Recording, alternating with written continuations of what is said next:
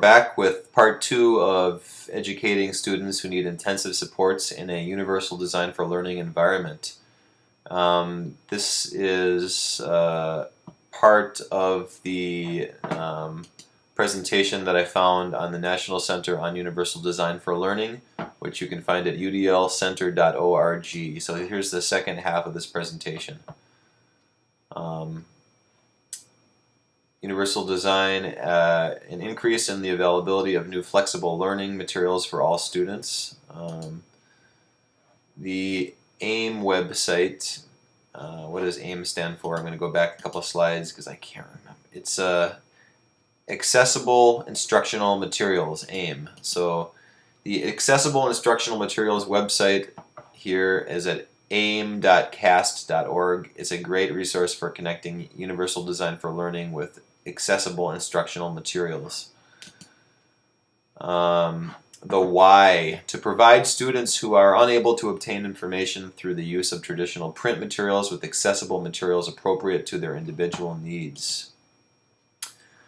To enable students with print disabilities to gain the information they need to complete tasks, master IEP goals, and reach curricular standards. AIM conclusion. So this is Accessible Instructional Materials conclusion. What are they? Braille, audio, e-text, large print? Why should I care? Creativity occurs at the margins, not in the middle. Okay. Uh-oh. What hit? Just... sorry guys. Computer just opened up something for me. What does that mean? It means solutions and new tools created for the few end up benefiting all. Okay, I think that's a critical statement. I'm going to reread that. Creativity occurs at the margins, not the middle.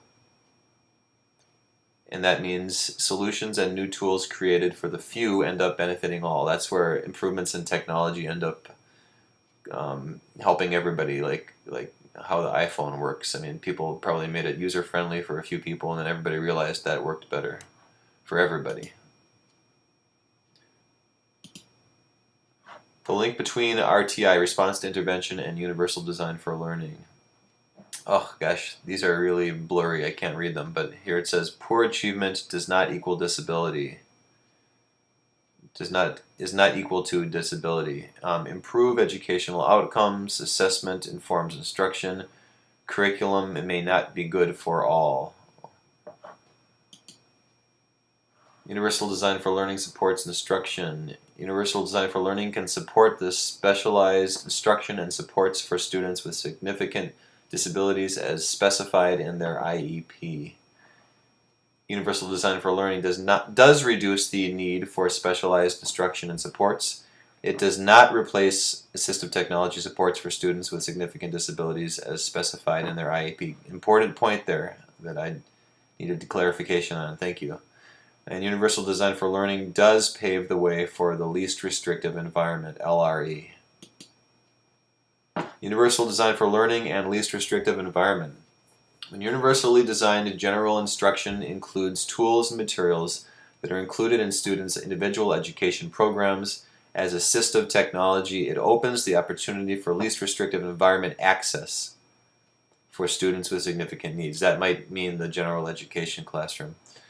Universal Design for Learning has the potential to reduce the need for accommodations and modifications for students with IEPs and individual education programs, English language barriers, and 504 plans, which is like a legal document that specifies other special needs that a student might have for any reason that the team feels that they might need extra support. For example, a broken arm, they might need additional support. They might need to take a break from sitting in the desk or something. Supports for diverse learners. Assistive technology, specialized instruction, SI. That's a new one. I don't know the SI. Assessment and differentiated instruction is response is RTI. And Universal Design for Learning, UDL. So I thought that stood for response to intervention, assessment and differentiated instruction. I think that's just, it is what it means. Begins before students walks through the school doors. Okay. Whoa. Okay. The principles. Setting the stage. Okay. The principles of universal design for learning: multiple means of representing content, action and expression of knowledge, engagement in curriculum and activities. And then here are these really small, hard to see columns that you can't really read on there. It's too blurry, but if you go back to the National Center for Universal Design, you can find these on this page somewhere. I found them before.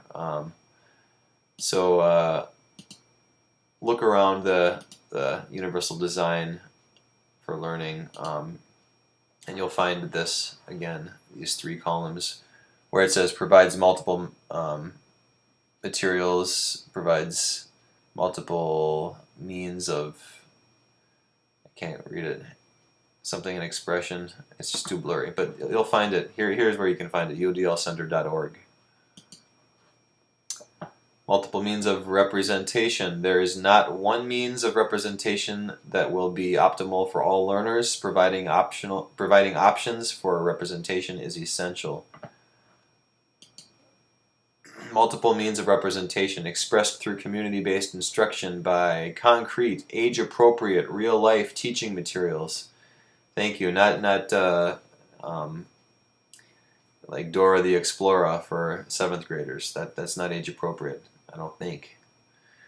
This provides flexibility to accommodate all students with very diverse needs.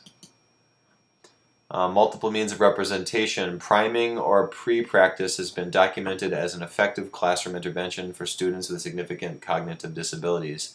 It has been shown effective in reducing disruptive behavior in students and increasing on-task behavior, activating background knowledge. Multiple means of action and expression. Student perspectives. Why provide choices in communication methods? From Kirsten Corpru's Contemporary Communications Teacher, Staff Development Teacher. Not sure what this slide's about. I'm going to just keep moving here. Multiple means of engagement. Engagement facilitates the inclusive education of students with severe disabilities, such as allowing students to choose assignment order, subject order, and it decreases undesirable behavior. Multiple means of engagement. Reshley and Christensen's study examined the engagement of students with learning disabilities and emotional disturbance and the relation of this engagement to school completion. Student engagement variables were significant predictors of school dropout and completion for students with learning disabilities or emotional behavioral disorders and students without disabilities. Strengthen student engagement.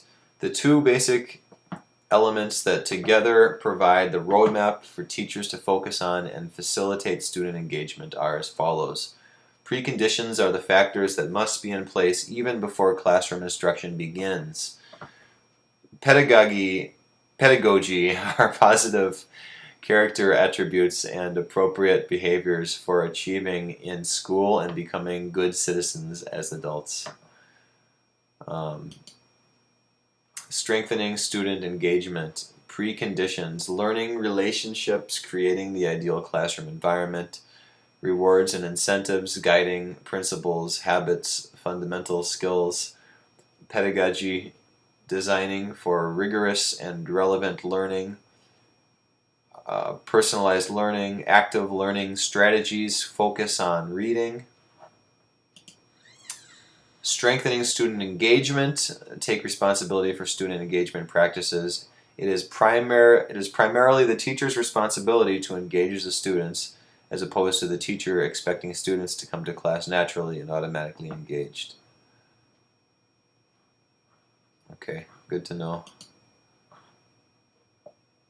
Which universal design for learning principles do you see? I see a person, but I don't. Okay, let's keep looking.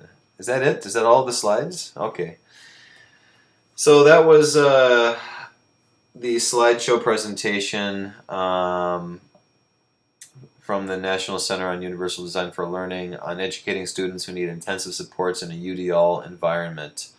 Leave your comments below if you ever get a chance, and what do you think about Universal Design for Learning? How have you used it effectively in your classroom, in your school, with students who need intensive supports, or with any other student for that matter? And share if you think this would be useful for anybody you know, and I'll talk to you later. Thanks.